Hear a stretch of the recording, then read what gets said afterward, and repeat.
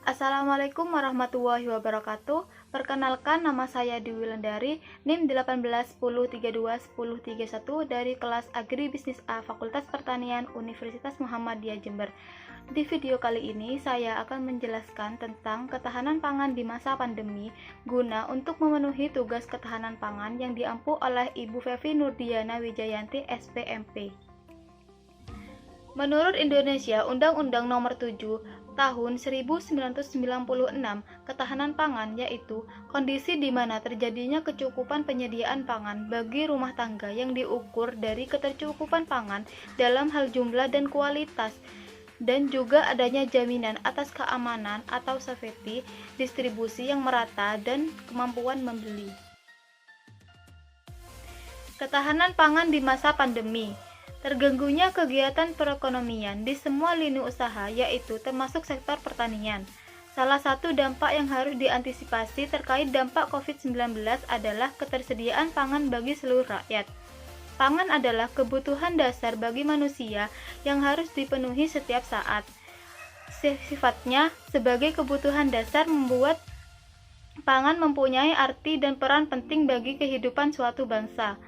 Kebutuhan pangan yang lebih besar dari ketersediaan pangan akan menciptakan ketidakstabilan ekonomi suatu bangsa. Tidak hanya berdampak pada aspek ekonomi saja, tetapi pada ketahanan pangan. Pandemi ini sangatlah mengganggu ketersediaan, stabilitas, dan akses pangan secara nasional. Terganggunya sistem pendistribusian bahan produk akibat kebijakan PSBB di suatu negara, dan negara dapat menurunkan kualitas dan harga jual bahan. Pandemi ini juga menghambat perekonomian nasional serta masyarakat yang menyebabkan daya beli masyarakat menjadi turun serta dapat terganggunya ketahanan pangan. Inovasi di masa pandemi, yaitu dengan melakukan urban farming atau penanaman di lingkungan perkotaan atau perkarangan dengan sistem penanaman hidroponik. Inovasi ini akan memperoleh perekonomian masyarakat yang tinggi serta dapat mengkonsumsi hasil panen tersebut. Dampak COVID-19 di sektor pertanian. Yang pertama, belum meratanya distribusi. Yang kedua, kelebihan suplai di tingkat petani sehingga menyebabkan harga menurun.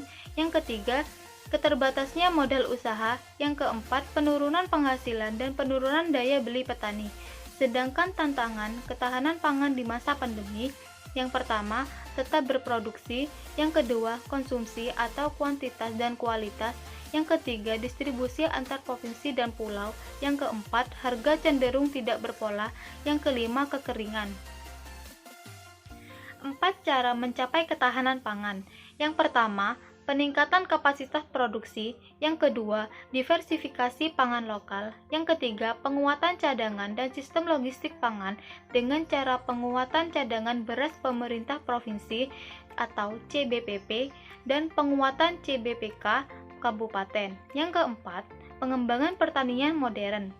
Ketahanan pangan sangatlah ditentukan peran petani serta stakeholder yang menggawai sistem produksi dan keterjaminan penyediaan teknologi, sarana produksi, hingga industri hilirnya.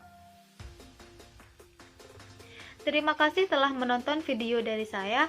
Kurang lebihnya mohon dimaafkan. Wassalamualaikum warahmatullahi wabarakatuh.